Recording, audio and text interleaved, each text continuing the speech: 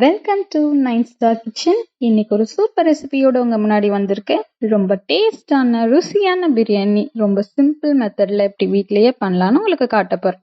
இது ரொம்ப ரொம்ப சிம்பிளா பண்ண போற டிஷ். ரொம்ப குறைஞ்ச நேரத்துல ரொம்ப கொஞ்சமா எண்ணெய் யூஸ் பண்ணி வீட்லயே டேஸ்டான பிரியாணி எப்படி பண்ணலாம்னு பார்க்கலாம் வாங்க. இந்த ரெசிபிக்கு தேவையான பொருள் என்னன்னு இப்ப பார்க்கலாம். சிக்கன் 1/2 kg, சால்ட் தேவையான அளவு, 1/2 டேபிள் ஸ்பூன் மஞ்சள் தூள் போட்டுக்கலாம். மிளகாய்த்தூள் தேவையான அளவு.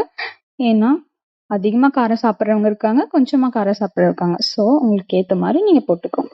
தனியாத்தூள் 1 tablespoon, garam masala 1 tablespoon, biryani masala 1 tablespoon, chicken masala 1 tablespoon, இஞ்சி பூண்டு பேஸ்ட் ஃப்ரெஷ்ஷாக அரைச்சி வச்சுக்கணும். அப்போ தான் ரொம்ப டேஸ்ட்டாக இருக்கும்.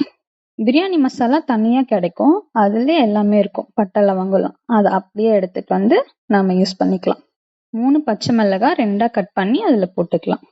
கொத்தமல்லி 1 கப்பு, புதினா 1 கப்பு, 2 டேபிள் ஸ்பூன் எண்ணெய் ஊற்றிட்டு தயிர் 1 கப் போட்டு எலுமிச்சம் பீஸ் அப்படியே கட் பண்ணி யூஸ் பண்ணிக்கலாம்.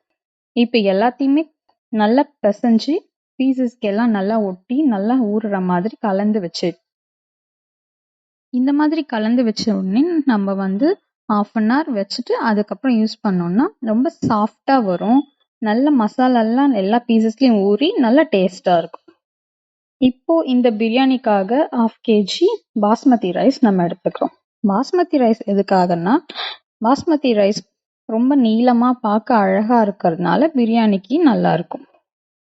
இப்போ இந்த ரைஸை நம்ம நல்லா கழுவி வச்சுட்டு 1/2 hour ஊற வைக்கணும். அதுக்கப்புறமா நம்ம எடுத்து யூஸ் பண்ணிக்கலாம். இப்போ ஒரு மேஜிக் யூஸ் பண்ணி நம்ம வெங்காயம் எல்லாம் கட் பண்ண போறோம். கட் ஆகவே இல்லையே, மறுபடியும் பண்ணலாம்.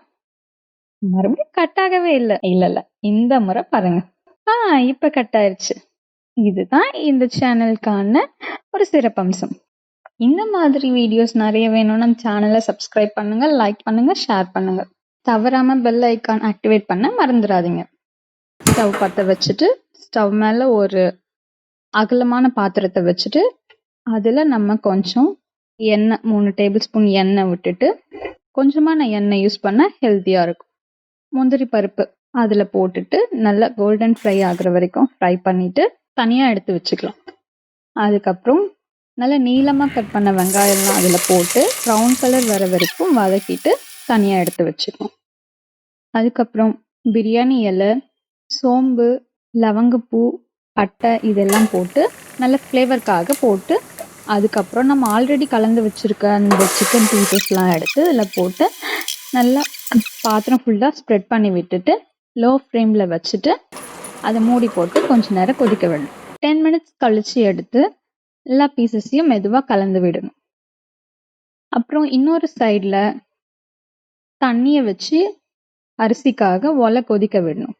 அதில் அன்னாச்சி பூ, பிரியாணி இலை, ஏலக்காய் 2, பட்டை லவங்கம்லாம் போட்டு கொஞ்ச நேரம் ஃப்ளேவருக்காக ரைஸ்க்கு நல்ல ஸ்மெல் கிடைக்கும், அதனால போட்டு தண்ணியில் கொதிக்க வைக்கணும்.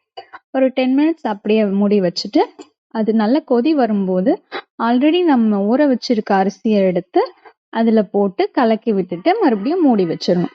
கொஞ்சம் சால்ட்டு நெய்யை போட்டு நல்லா கலரி விடணும். ஒரு 70% நல்லா வெந்ததுக்கு அப்புறமா அந்த தண்ணியை வடிச்சு எடுத்துட்டு ரைஸை தனியாக வச்சுக்கலாம். இப்போ சிக்கன் வந்திருக்கா இல்லையான்னு பார்க்கலாம் வாங்க. பாருங்க சிக்கன் எவ்வளோ சாஃப்டாக வந்திருக்குன்னு.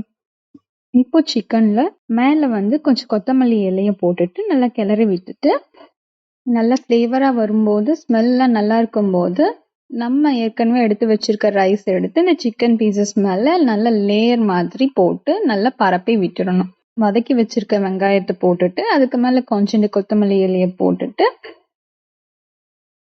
மூடி வச்சிடலாம்.